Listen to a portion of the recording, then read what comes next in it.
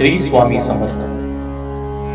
अक्कलकोटात मोरोबा कुलकर्णी नावाचे समर्थांचे भक्त राहत। ते रोज सकाळ संध्याकाळ स्वामींच्या दर्शनाला जायचे। स्वामी सुद्धा कधी कधी मोरोबा कुलकर्णी यांच्या घरी जायचे। एकदा काय झाले, स्वामी मोरोबांच्या घरी गेलेले असताना मोरोबांच्या पत्नीच्या पोटात अचानकपणे दुखू लागले। तिला वेदना असह्य होऊ लागल्या।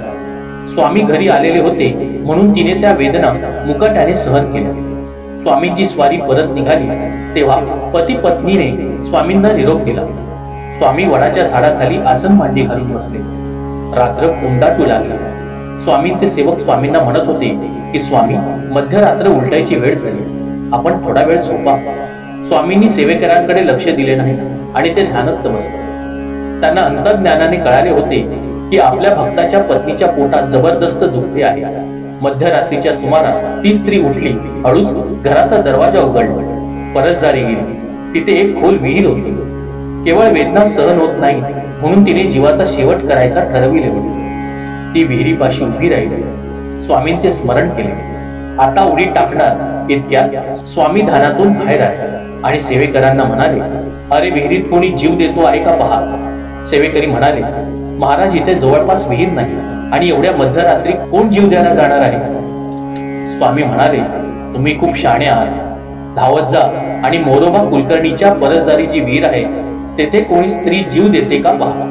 स्वामींची आज्ञा झाली म्हणून सेवेकरी धावत धावत मोरोबा कुलकर्ण्यांच्या परतदारी गेले। तेथे त्यांना शुभ्र वस्त्र नेसलेली मोरोबांची पत्नी दिसली। ती विहिरीपाशी उभी होती, तिने हात जोडलेले होते। ती आता उडी टाकणार एवढ्यात सेवेकरी धावत तेथे जाऊन पोहोचले।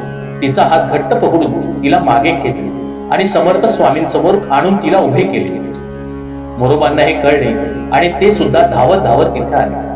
आपली पत्नी स्वामींच्या समोर उभी आहे हे त्यांनी पाहिले।